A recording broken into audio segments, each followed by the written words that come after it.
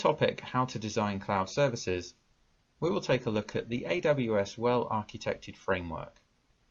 And we'll take a deeper look at the 4 pillars which make up the framework.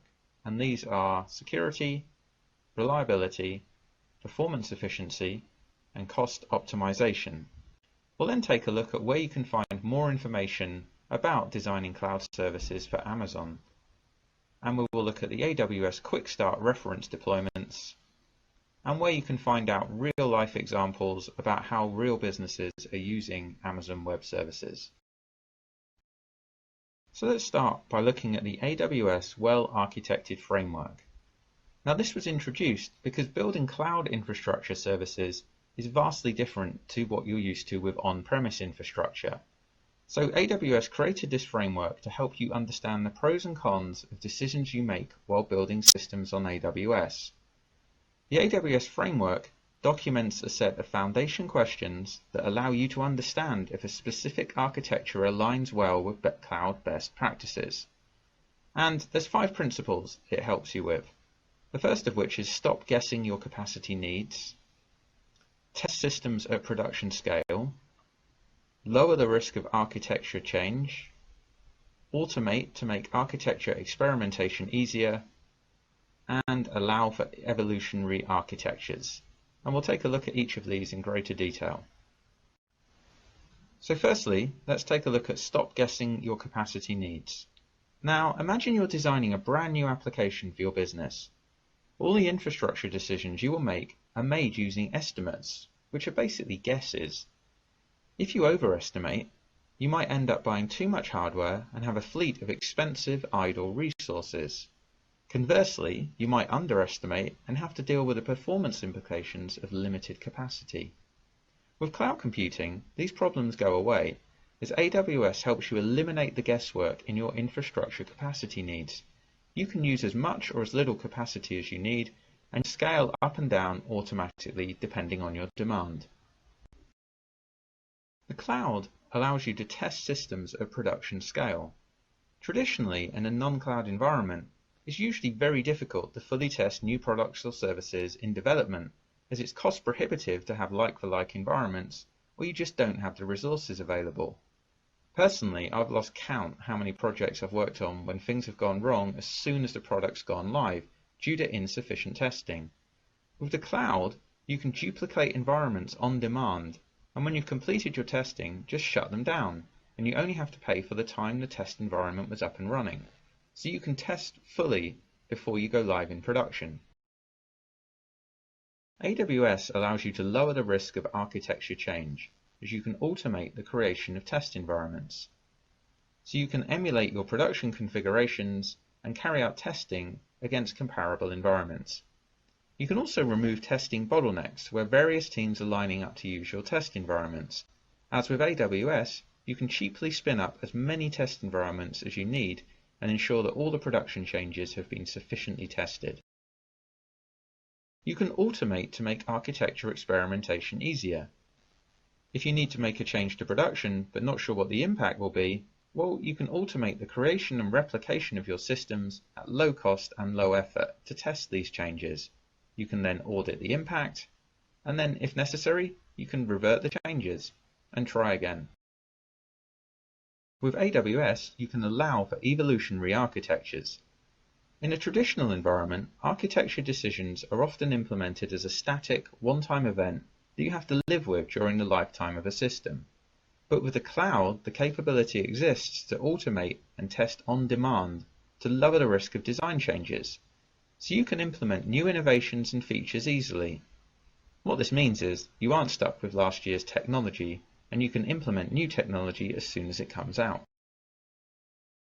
As mentioned earlier, the Well-Architected Framework is based on 4 pillars: security, reliability, performance efficiency, and cost optimization. So in the coming slides, we're going to take a further look at these 4 pillars, starting with security. So Amazon defines security as the ability to protect information, systems, and assets while delivering businesses value through risk assessments and mitigation strategies. What this means is you can apply security at all layers. So rather than just running minimal security, like firewalls, at the edge of your infrastructure, you can use firewalls and other security controls on all of your resources. For example, security groups on EC2 instances allow you to define who and what can access that specific resource, rather than just defining it at a global infrastructure level. You can enable traceability, so you can log and audit all changes to your environment. You can automate responses to security events, so you can monitor and automatically trigger alerts depending on your needs. You can focus on sharing your system. The AWS Shared Responsibility model allows you to focus on securing your application, data, and operating systems, whilst AWS secures your infrastructure and services. And you can automate security best practices. AWS allows you to create and save a custom baseline image of a virtual server, and then you can use that image to automatically launch new servers. This way you can ensure that all new resources adhere to your security standards. So I just briefly mentioned the AWS Shared Responsibility model. Now we take a look at this in more depth in a later lesson. But what it means is that the AWS Shared Responsibility model allows AWS customers to focus on using services to accomplish their security and compliance goals, because AWS physically secures the infrastructure that supports your cloud services. So if you look at this diagram, you can see it split into two. Security measures that the cloud service provider implements and operates is the security of the cloud, and that's the responsibility of AWS. Then there's the security measures that the customer implements and operates, and this is related to the security of customer content and applications that make use of the AWS services. And this is security in the cloud, and this is the responsibility of you. So let's take a look at security in the cloud, and this is composed of 4 areas: data protection, privilege management, infrastructure protection, and detective controls. Let's start with data protection. Before architecting any system, practices that ensure security should be in place. With data protection, these are categorizing data based on levels of sensitivity, granting least privilege while still allowing users to perform their work, and encryption to protect your sensitive data.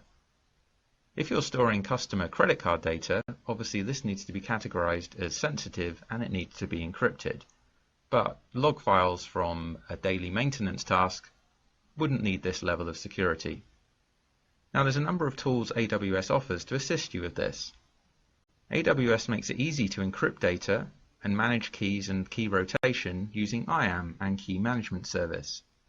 You can perform detailed logging using CloudTrail. And AWS offers resilient storage systems like Amazon S3, which has 11 nines of durability. Now 11 nines of durability means that if you store 10,000 objects with Amazon S3, on average, you can expect to incur a loss of a single object once every 10 million years. So in other words, you're not going to lose many files. And finally, AWS offers versioning and lifecycle management, again with S3, so you can protect against accidental deletes or file overwrites.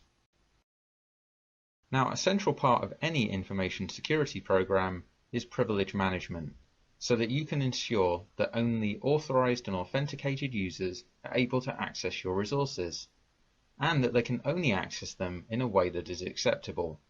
For example, if a user needs access to a resource, don't just give them admin or read-write permissions by default, because they might actually only need read-only access. Now, to control your privilege management, you need to have a few things in place. The first of which is an access control list. And this is a document that needs to be maintained which lists access permissions attached to an object. So if you have some particular documents, you need to define what access is allowed to it. Then you have role-based access controls, and this defines the permissions for a particular end user's role or function. So an administrator would obviously need administrator access to various resources, but a regular end user might only need read-only access. So you need to define which roles have which permissions. Then there's password management, and this includes complexity requirements and change intervals. So you define how often people need to change their passwords and how complex they need to be. Now, Amazon helps you with all this with the Identity and Access Management, or IAM, service. And this is the primary service used to control access to AWS services and resources. We cover IAM in huge detail in a later lesson, but briefly, it allows you to apply granular policies which assign permissions to users, groups, roles, or resources. And you can also control the password strength using this, as well as federation with your existing directory services, such as Microsoft Active Directory. You also need to protect your infrastructure, and to do this it's recommended to have multiple layers of defense and also multi-factor authentication to meet best practices with industry or regulatory obligations. Now, Amazon allows you to do this by implementing stateful or stateless packet inspection, either using AWS native technologies or by using partner products and services available through the AWS Marketplace. Amazon Virtual Cloud, VPC, enforces boundary protection and monitoring points of ingress and egress, and then there's CloudTrail and CloudWatch, which provides comprehensive logging, monitoring, and alerting. You should always have detective controls in place so you can detect or identify security breaches. This needs to happen so you can provide both a quality support process and meet compliance obligation. And by a quality support process, I mean one in which when you have a problem, you're committed to finding out the root cause and actually resolving the issue rather than just saying, oh, we think it was that, let's hope it doesn't happen again. I mean, I know I've worked for some places like that, and it's certainly not a quality support process. AWS helps you with your detective controls by providing these services. AWS CloudTrail is a service that logs API calls, so you can find out the identity of callers, the time of calls, source IP addresses, and things like that, so you can find out who is doing what and when. Amazon CloudWatch is a monitoring service for AWS resources, so you can log EC2 CPU usage or network activity, and you can use CloudWatch with many different services like RDS, EBS, and more. You can also set up alarms, so you can be notified when certain things happen. AWS Config is an inventory and configuration history service that provides information about the configurations and changes in infrastructure over time. With Amazon S3, you can see data access auditing, so you can find out who's been accessing your S3 data and when they did it and when. And Amazon Glacier, you can use the Vault Lock feature to preserve mission-critical data with compliance controls that are designed to be auditable for long-term retention. The next pillar is reliability, and Amazon defines this as the ability of a system to recover from infrastructure or service failures, dynamically acquire computing resources to meet demand, and mitigate disruptions such as misconfigurations or transient network issues. With reliability in the cloud, there's a number of things to look at. Firstly, you can test recovery procedures. Cloud infrastructure means you can test how your system fails, and you can validate your recovery strategy. Places I've worked at in the past, disaster recovery was a big event. It was only done annually, it took months of preparation, it involved working a whole weekend and then some, and was also incredibly disruptive to the business. Imagine being able to duplicate your production environment and test failure and failover whenever you want. You can automatically recover from failure with the cloud. Monitoring a system for a key performance indicator, or KPI, you can automatically trigger automated recovery processes when a threshold is breached. You can scale horizontally to increase aggregate system availability. Using multiple small resources instead of one large resource will reduce your single points of failure. And also you can stop guessing capacity. Gone are the days of using lack of memory or not enough CPU as a failure for a resource. With the cloud, you can scale as and when you need to, so you can't blame badly estimated capacity as the reason for reliability issues. Now, reliability in the cloud is composed of three areas. These are foundations, change management, and failure management. To achieve reliability, a system must have a well-planned foundation and monitoring in place, plus systems for handling changes in demand or requirements is also required. In an ideal world, your system would be designed to detect failure and automatically heal itself. Before architecting any system, you should have foundations in place so that your reliability is not impacted. You should have sufficient network bandwidth to your data center. You should have sufficient compute capacity. Your staff should be trained in the areas they need to be, and you should have support contracts with your vendors. With AWS, network bandwidth and compute capacity is already taken care of. AWS also offers a range of support contracts to help you with issues and a range of training courses for your staff. Change management is a critical part. Being aware of how a change affects the system allows you to plan proactively, and monitoring allows you to quickly identify trends that could lead to capacity issues or SLA breaches. With AWS, you can monitor the behavior of a system and automate the response to KPIs. For example, you can add additional servers as a system gains more users. So you can control who has permissions to make system changes and audit the history of these changes. Unfortunately, it's a given that failures will occur, so you need to have some failure management in place. It's good practice to understand why things failed so you can prevent it from happening again. No one wants to work for a company that, when things go wrong, they just get it working again with no understanding of why. A key to managing failure is frequent and automated testing of systems to failure and through recovery. Ideally, you do this on a regular schedule and also after you've made significant system changes. Now, Amazon allows you to do this with a few products. Firstly, AWS Cloud Formation. This allows you to launch temporary copies of whole systems at very low cost, so you can use automated testing to verify your recovery processes. You can use CloudWatch to set up automation to react to monitoring data that indicates a failure. And you can store all your data on Amazon S3 buckets for future use. The next pillar is performance efficiency, and Amazon defines this as the ability to use computing resources efficiently to meet system requirements and to maintain that efficiency as demand changes and technologies evolve. So what does this mean? Well, performance efficiency in the cloud means you can democratize advanced technologies. AWS provides products such as NoSQL or media transcoding or even machine learning as a service.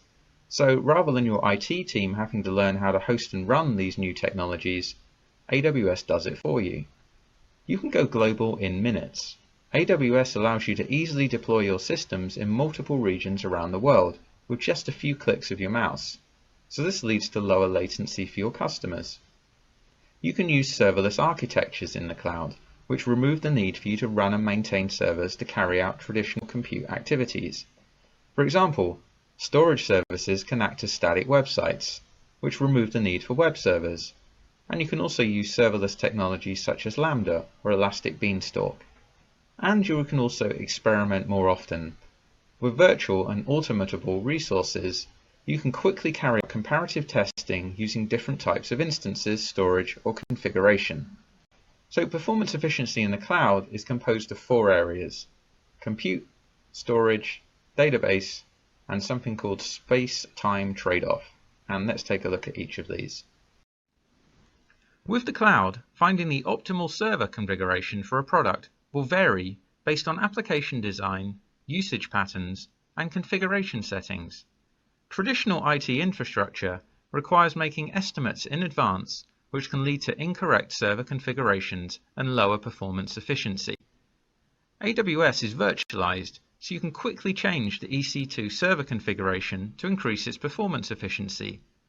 It may be optimal to run serverless computing. For example, AWS Lambda allows you to execute code without running an instance, and Elastic Beanstalk allows you to run web applications in a similar manner.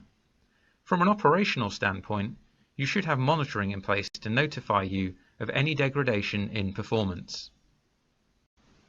The optimal storage solution for a particular system will vary based on whether you need block, file, or object storage, the type of throughput required, frequency of access, and availability and durability constraints. Well-architected systems use multiple storage solutions and enable different features to improve performance. In AWS, storage is virtualized and is available in a number of different types. This makes it easier to match your storage methods more closely with your needs, and also offers storage options that are not easily achievable with on-premise infrastructure. For example, Amazon S3 is designed for 11 nines durability, and provides a variety of storage classes for your different data categories, like Glacier for archived data.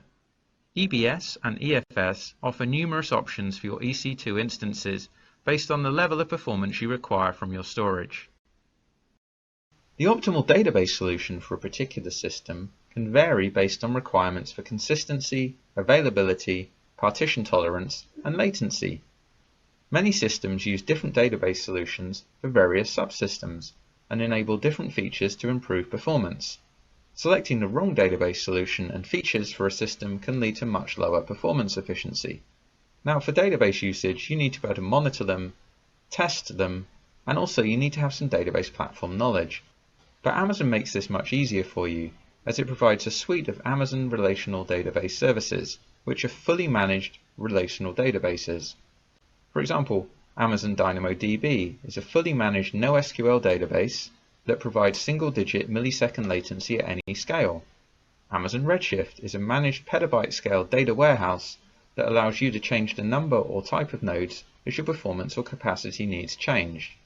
You can also make use of Aurora or AMIs, where you install your own databases from templates. So what is the space-time trade-off? Well, you can think of space as memory or storage, and you can think of time as the processing time or the compute time to complete a task. So when you're architecting solutions, there's always a series of trade-offs, where it might be better to have more memory or storage to reduce the processing time, or maybe you're happy to sacrifice the processing time in order to reduce your memory or storage requirements. AWS gives you the option to maximize one or the other. For example, you could launch your systems globally, so you're increasing space and memory, so that they're closer to the end users in order to reduce latency, or the time. But whatever resource you use, you need to have monitoring in place to notify you of any degradation in performance. And the final pillar of the well-architected framework is cost optimization. This is defined as the ability to avoid or eliminate unneeded cost or suboptimal resources. AWS Cloud has a number of ways you can provide cost optimization. Firstly, you can transparently attribute expenditure, as the cloud makes it easy to identify the costs of a system and attribute IT costs of individual business owners, so those owners will have an incentive to optimize their resources and reduce costs. You can use managed services to remove the operational burden of maintaining servers for tasks such as sending email or managing databases. You can trade capital expense for operating expense. Instead of investing heavily in data centers and servers before you know how you're going to use them, with AWS, you pay only for the computing resources you consume when you consume them. Also, AWS allows you to achieve higher economies of scale because they can buy way more servers and hardware than you could ever imagine, so it's much cheaper to use their hardware than buy your own. You should also stop spending money on data center operations. AWS has the heavy lifting of racking, stacking and powering servers, so you can focus on your customers and business projects rather than on your IT infrastructure. Cost optimization in the cloud is composed of 4 areas: match supply and demand, cost-effective resources, expenditure awareness, and optimizing over time. Matching supply to demand will deliver the lowest costs for a system, but you'll need to be able to provide sufficient extra capacity to cope with demand and failures. In AWS, you can automatically provision resources to match demand. Auto-scaling, time-based and event-driven and queue-based approaches allow you to add and remove resources as needed. Monitoring tools and regular benchmarking can help you achieve much greater utilization of your resources. Using the appropriate instances and resources for your system is key to cost savings. For example, a reporting process might take 5 hours to run on a smaller server, but a larger server that is twice as expensive might be able to do it in just 1 hour. Both jobs give you the same outcome, but the smaller server will incur more costs over time. But to be able to find out these things, you need to have monitoring of expenditure in place and also regular benchmarking. AWS helps you with this. AWS Trusted Advisor goes through your resources and tells you where you can make savings. You can use on-demand instances, so you only pay for compute capacity by the hour with no minimum commitments required. Or you could use reserved instances, which allow you to reserve capacity and offer savings of up to 75% off on-demand pricing. And with spot instances, you can bid on unused EC2 capacity at significant discounts. You can also take advantage of managed AWS services, such as RDS or DynamoDB, which can also lower your costs. AWS and its virtually unlimited on-demand capacity requires a new way of thinking about expenditures. So you need to have a different way of budgeting, and you need to understand your business unit's usage. To do this, you can use cost allocation tags to categorize and track your AWS costs for AWS resources, such as EC2 or Amazon S3. And AWS generates a cost allocation report with your usage and costs aggregated by your tags. So you can set up tags for each of your business categories and units. This increased visibility of costs makes it easier to identify resources or projects that are no longer generating value and should be decommissioned. Billing alerts can be set up to notify you of predicted overspend, and the AWS Simple Monthly Calculator allows you to calculate data transfer costs. And you can set up SNS alerts so you can be notified when certain resources or cost breaches occur. Optimizing over time is an important strategy to reduce your costs associated with your cloud environment. AWS is always releasing new products and services. As such, you need to reassess your existing setup to see if it's the most cost-effective. For example, rather than running a database on an EC2 instance, it might be cheaper to run an Amazon RDS database. Or Lambda might be more cost-effective than EC2. But where do you find out more information about these new products and services from Amazon? Well, the first place to look for any new architecture guide is the AWS Architecture Center. This is a resource that provides you with the guidance and application architecture best practices to build highly scalable and reliable applications in the cloud. Here you'll find the AWS Reference Architectures. The AWS Reference Architecture datasheets provide architectural guidance to help you build an application on the AWS Cloud. You'll find datasheets that include a description of how each service is used, plus visual representations of the application architecture. For example, web application hosting, or large-scale processing and huge datasets, or even building elastic web front ends for an e-commerce website. AWS Whitepapers provide a comprehensive list of technical AWS whitepapers that cover all Amazon-related topics, such as architecture, security, and economics. There are new whitepapers being released all the time and are written by some of the most knowledgeable AWS people around. AWS Quick Start reference deployments use AWS Cloud Formation templates to rapidly deploy a fully functional environment for a variety of enterprise software applications. Supplementary deployment guides describe the architecture and implementation in detail. In this course, we'll deploy things manually, step by step, so you can see how it works. But with Cloud Formation templates, you can do several hours work with just the click of a button. Examples of Cloud Formation templates are SharePoint, RD Gateway, or even SQL Server on Windows Server failover clusters. And finally, case studies. AWS maintains a large list of case studies and success stories from their clients. You can check to see how some of the largest and most successful companies on the planet use AWS for their business. You'll learn how the AWS Well-Architected Framework is used in planning and designing. We'll take a look at scaling and all the different versions. We'll look at the importance of loose coupling, how you can build redundancy into your cloud infrastructure, how you can save money by cost optimization. We'll look at automation and how it can make management of an IT environment easier. And also we'll take a look at security and how you can secure your cloud resources. So let's start with scalability. In the past, you would have to estimate the peak load of your systems and purchase your hardware accordingly. So perhaps you were setting up a new website and you were estimating that you're going to get 1 million people per month hitting your website. So you buy the hardware accordingly. But then you find out that only 50,000 people are hitting it, or 10 million people are hitting it. So your hardware is inappropriate for the work. Cloud computing provides virtually unlimited on-demand capacity, so you can scale whenever you need to. To do this, your designs need to be able to seamlessly take advantage of these resources.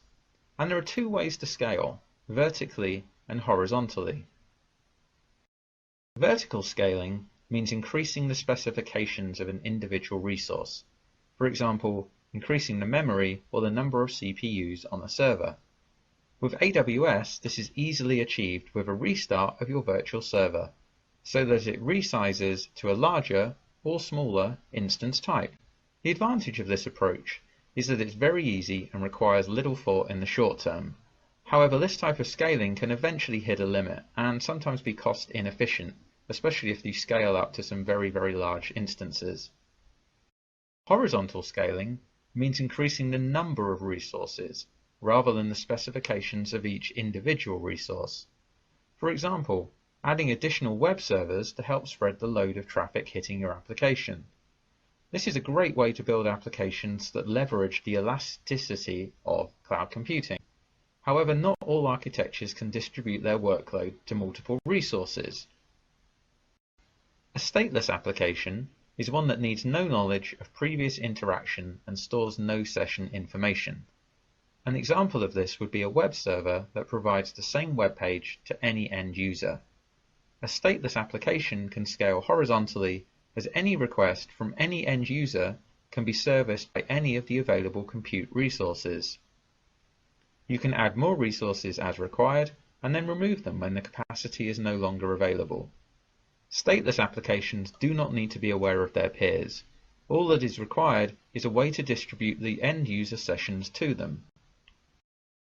And there are two ways to distribute load to multiple nodes. The first of these is the push model. A load balancer, such as the AWS Elastic Load Balancer, is a popular way to distribute a workload across multiple resources. An alternative, but less recommended approach, is to implement a DNS round robin using Amazon Route 53, where DNS responses return an IP address from a list of valid hosts in a round robin fashion. This is an easy to set up option, but it can cause issues if DNS records are cached. The alternative to the push model is the pull model. Tasks that need to be performed can be stored as messages in a queue, and multiple compute resources can pull and process the messages in a distributed fashion.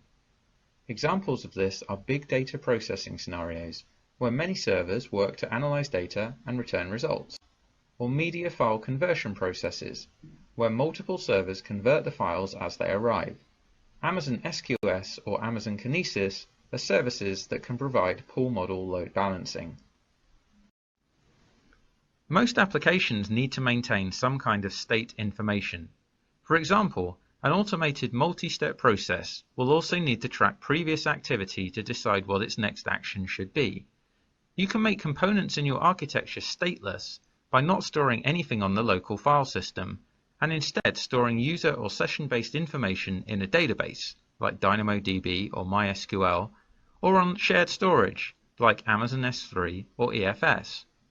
Additionally, Amazon SWF can be used to centrally store execution history and make your workload stateless. So the opposite of stateless applications are stateful applications, as it's not possible to turn some layers of your architecture into stateless components. For example, databases, which are stateful by definition, or applications that were designed to run on a single server. Providing multiple users a consistent view of the database or application is much simpler when your components are not distributed. Distributing the load is possible, though, through session affinity. This means that all transactions of a session are bound to a specific compute resource. However, this means that existing sessions would not be able to utilize newly introduced compute nodes. And also, if a node is shut down or becomes unavailable, users bound to that session will be disconnected.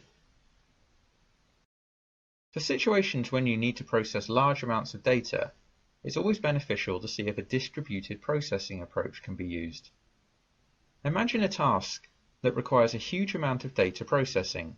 If it was to run on a single compute resource, it would max out the resources and take a long time to complete. If you can divide the task into smaller fragments of work, then each of the tasks can be executed across a larger set of compute resources. Examples of this are the AWS Elastic MapReduce service, which allows you to run Hadoop workloads across multiple EC2 instances, or Amazon Kinesis allows you to run multiple shards of data on EC2 or Lambda resources for real-time processing of streaming data. The concept of disposable resources is completely new with cloud computing, as cloud computing completely changes the mindset of an IT infrastructure environment. Traditional environments involved purchasing hardware up front and required manual configuration of the software, network, etc. Whereas with cloud computing, all infrastructure is temporary or disposable. You can launch new instances when you need them and get rid of them when you are done. Automate compute resource initiation is a way to speed up the creation of new environments. AWS has plenty of features to make new environment creation an automated and repeatable process. And there's 3 options available which we'll look at in the coming slides: bootstrapping, golden images, and a hybrid approach.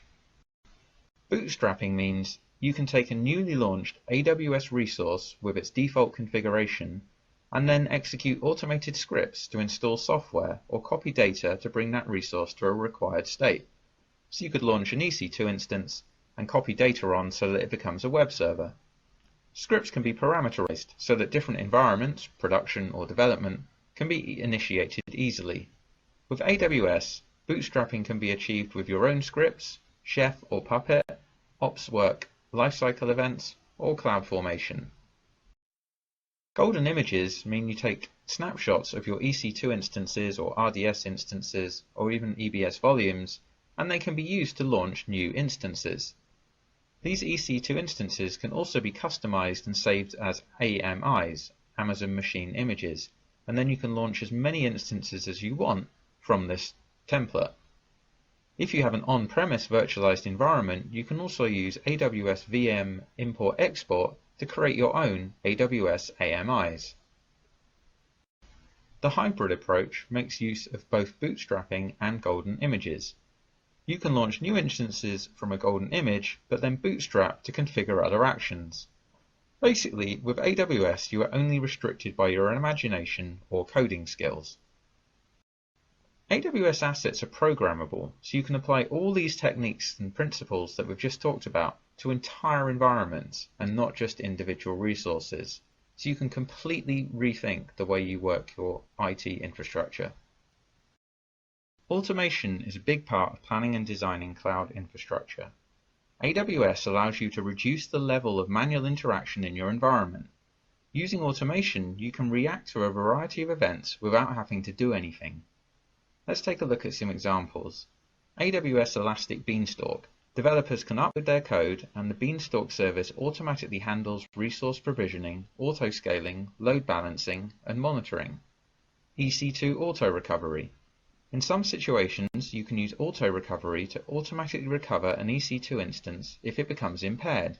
The recovered instance is identical to the original, instance name, IP address, metadata, etc. Auto-scaling.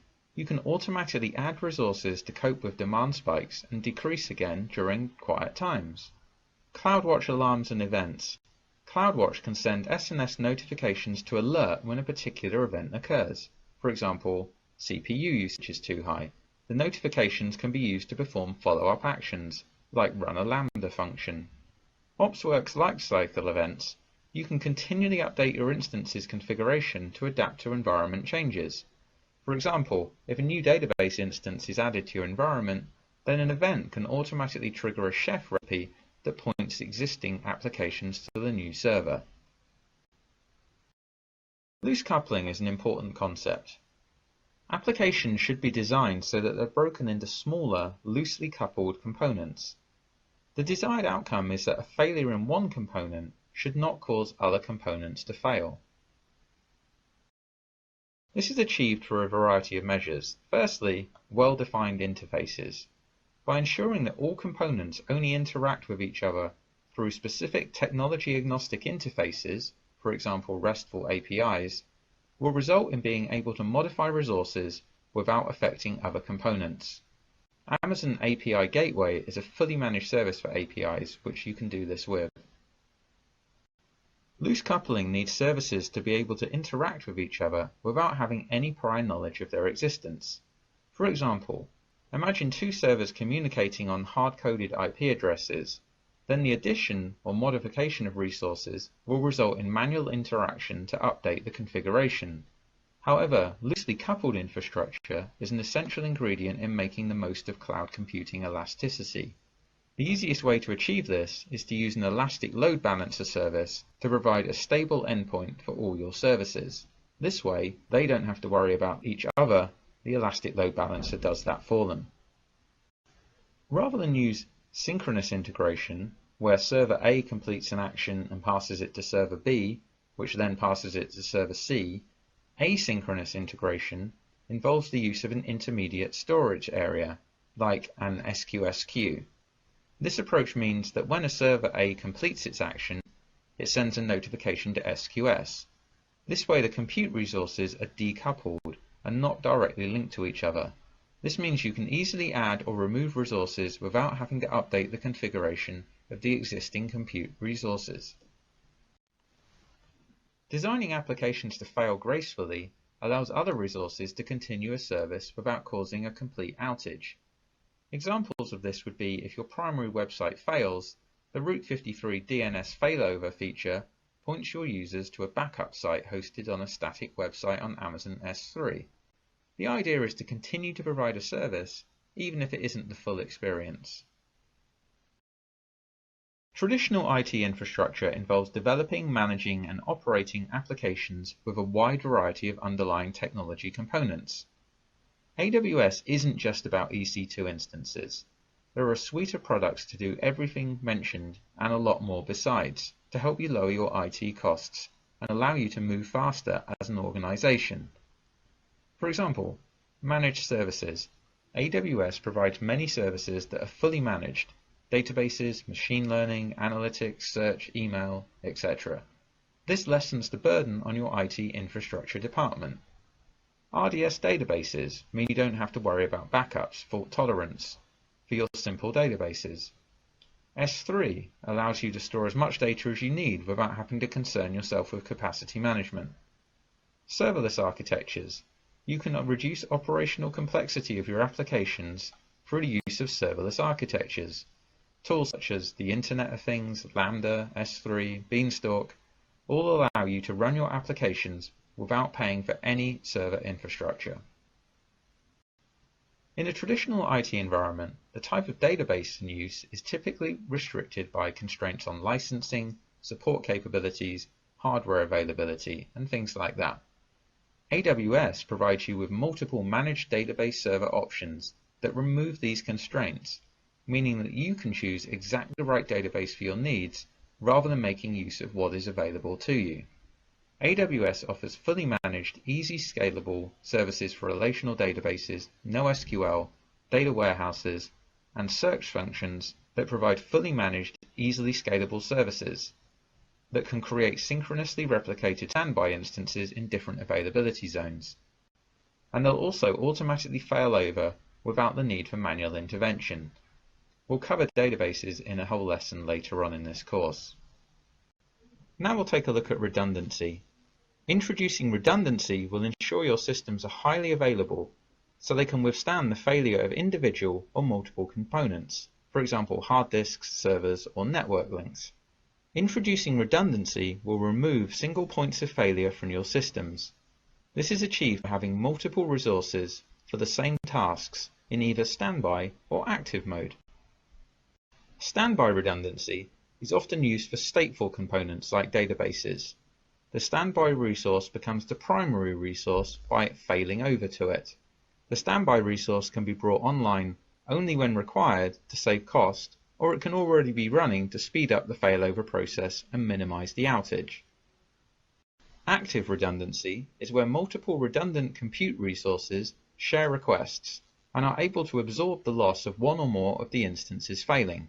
Examples of this would be multiple web servers sitting behind a load balancer. Automatic failure detection allows you to react to an outage automatically without the need for manual intervention.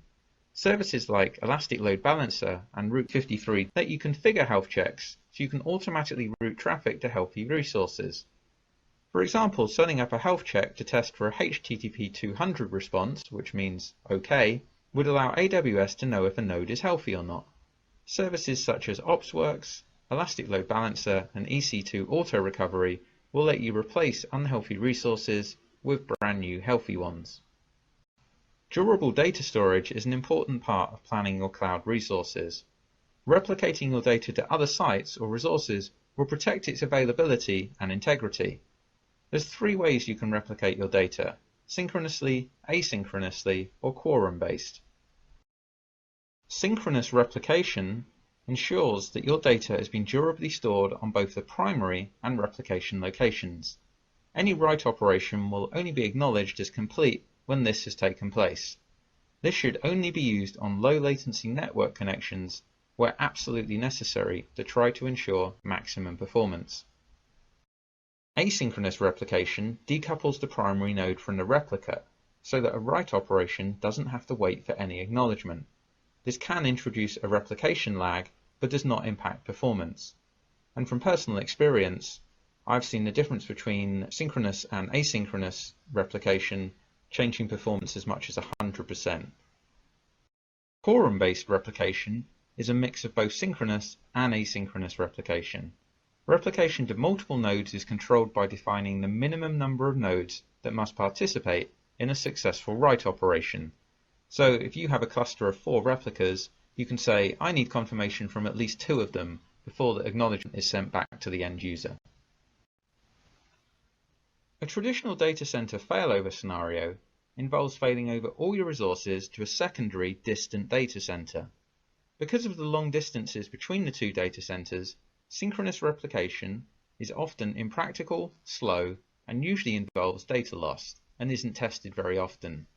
However, it does protect against low probability scenarios such as a natural disaster. So if your main data center was in New York and your secondary was in, say, Washington, if New York had a massive outage, you could fail over to Washington, but it's going to be slow and practical and take some time.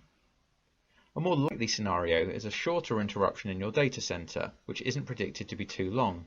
In this situation, your choice is to sit it out and wait, or initiate the complex failover procedure. AWS data centers are configured to provide multiple availability zones in a region, with low latency network connectivity. This means you can replicate your data across data centers in a synchronous manner, and as a result, failover becomes much simpler. Also, this concept is baked into many AWS services, such as RDS and S3. Active redundancy is great for disaster recovery situations or balancing traffic, but what if all the requests to your resources were harmful? For example, if a particular request caused a bug and it resulted in multiple instances crashing. A practice called shuffle sharding means only sending some of the requests to some of your resources. This way, if one shard of resources is infected or down, the other shard of resources will be up and running. In the example shown here, if request 2 is bad, then at least one set of resources is still protected. AWS economies of scale offer organizations huge opportunities to make cost savings. By making further use of AWS capabilities, there's even more scope to create cost-optimized cloud architectures. Right-sizing is one such approach. In stark contrast to traditional IT infrastructure, cloud computing means you can select the most cost-effective resource and configuration to fit your requirements. EC2, RDS, Redshift and Elasticsearch give you a wide variety of instance types to choose from. Through benchmarking, you can determine the optimal configuration for your workload. In some cases, it might be optimal to select many of the cheapest instance type available. In others, it might be more beneficial to select fewer instances, but of a larger instance type. AWS Storage offers the same level of right-sizing opportunities. Amazon S3 offers many different storage classes to suit your needs. EBS also comes in a variety of different volume types, all of which will be covered in later lessons. AWS offers many elasticity options to help you save money. You can auto-scale your EC2 workloads horizontally or vertically. You can turn off production workloads when you don't need them. and where possible, you can use Lambda compute workloads so you never have to pay for idle resources. EC2 on-demand instance pricing means you only pay for what you use with no long-term commitments. However, there are two more ways to pay for EC2 instances. One of these is reserved capacity. By committing to a defined period of between 12 to 36 months, you can receive significantly discounted hourly rates compared to on-demand pricing. AWS Trusted Advisor, or AWS EC2 usage reports, identify the resources that would benefit from reserved capacity. There is technically no difference between on-demand and reserved instances. The only difference is the way you pay for it. This concept also exists for Redshift, RDS, DynamoDB, and CloudFront.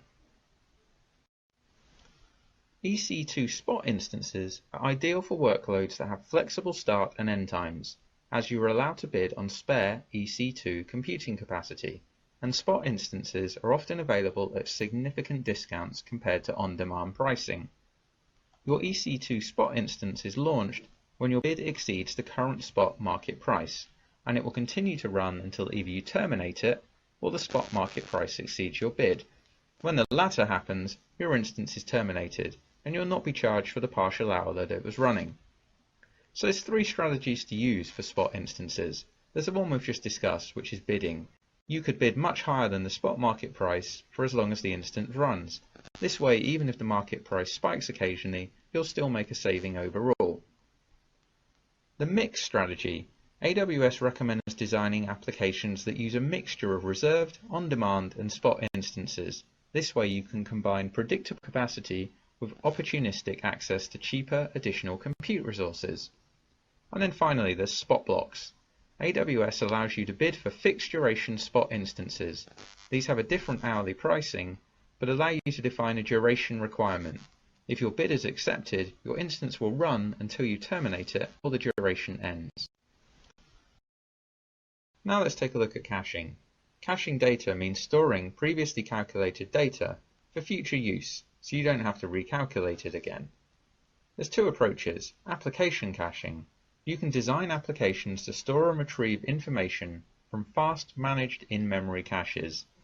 This way, an application can look for results in the cache first, and if the data isn't there, it can then calculate it or retrieve the data and store it in the cache for subsequent requests. This approach improves user response times and reduces load on your resources. An example of this is Amazon Elasticache, which is a service that provides an in-memory cache in the cloud suitable for use with web services. Edge caching uses Amazon CloudFront, so you can cache static content such as images or video and dynamic content such as live video around the world using edge locations. This way users can be served the content that is closest to them, and resulting in low latency response times. The principle applies to both download and upload with edge caching. And finally, security. It's important to have security built into your plans and designs for AWS infrastructure. AWS allows you to take most of the security tools and techniques that you already know and improve them by formalizing security control design into your AWS platform. This simplifies the system for administrators and auditors alike. Now, we're not going to cover too much here because this is all covered in the IAM lesson. But there's things like defense in depth, which allows you to add multiple layers of protection to your resources. Reduced privileged access, to only give people the access they require. Security as a code, lets you capture security requirements in one script that you can use to deploy new environments. And real-time auditing. AWS has multiple services to ensure you can test and audit your environment in real time. AWS offers a wide and deep set of functionality that allows you to integrate your existing network, security, data, lifecycle management, and resource management capabilities with the cloud. AWS allows you to extend your existing on-premise network configuration onto your AWS virtual private clouds, so that your AWS resources will operate as if they're part of your existing network. You can do this using Amazon Virtual Private Cloud, VPC, which is a logistically isolated network in the Amazon cloud that gives you complete control over your virtual networking environment. You can choose your own IP range, subnets, route tables, network, etc. Then there's Direct Connect. Rather than use internet-based connections between your on-site resources and the Amazon cloud, Direct Connect lets you establish a dedicated network connection between the two to provide lower costs and a higher level of service. You can use AWS to reliably and cost-effectively back up and secure your data. AWS allows you to replicate your data across geographical regions, manage the lifecycle of the data, or even synchronously replicate your data to a local AWS data center. AWS Storage Gateway is a VM that you install in your data center and configure to be associated with your AWS account. Then you can either use Gateway Cached, which lets you use Amazon S3 storage as your primary data storage, while retaining frequently accessed data locally in your storage gateway, or Gateway Stored. Gateway Stored volumes let you store your primary data locally and asynchronously back that up to AWS. Amazon Simple Storage Service S3 offers a practically unlimited storage that's available for backing up and archiving your critical data, and Amazon Glacier is extremely low-cost storage for infrequently accessed data, for which recovery intervals of several hours are suitable. AWS Security and Access Control is easily managed using IAM or Microsoft Active Directory services. AWS Identity and Access Management is the service that enables you to securely control user access to all your AWS services and resources. An AWS Directory Service is a managed service that allows you to connect your AWS resources with an existing on-premise Microsoft Active Directory, or you can set up a new standalone directory in the AWS Cloud. AWS Security and Access Control is easily managed using IAM or Microsoft Active Directory services. AWS Identity and Access Management is the service that enables you to securely control user access to all your AWS services and resources. An AWS Directory Service is a managed service that allows you to connect your AWS resources with an existing on-premise Microsoft Active Directory, or you can set up a new standalone directory in the AWS Cloud. And there's three flavors of Active Directory. There's Microsoft AD, which is a fully blown managed Microsoft Active Directory service that supports up to 50,000 users. There's Simple AD, which is a standalone managed directory that's available in two sizes, small and large. Small is for up to 500 users, and large supports up to 5,000 users. Or there's AD Connector, and this is a directory gateway that allows you to proxy directory requests to your on-premise Microsoft Active Directory. And this also comes in two sizes, small and large. A small AD connector is designed for small organizations of up to 500 users, and a large AD connector is designed for larger organizations for up to 5,000 users. You can also use integrated resource and deployment management tools in your hybrid environment. AWS provides monitoring and management tools with robust APIs, so you can easily integrate your AWS resources with on-site tools. And most major software vendors already support AWS, like Microsoft, VMware, and BMC. Tools such as AWS OpsWorks allow you to deploy and operate applications in the AWS Cloud or in your own data center. You can use templates or build your own tasks to specify an application's architecture. AWS Code Deploy automates code deployments to instances in your existing data center or in the AWS Cloud. AWS Code Deploy simplifies the code deployment process to your instances. Hey, want to become an expert in cloud computing? Then subscribe to Simplilearn's channel and click here to watch more such videos. To nerd up and get certified in cloud computing, click here.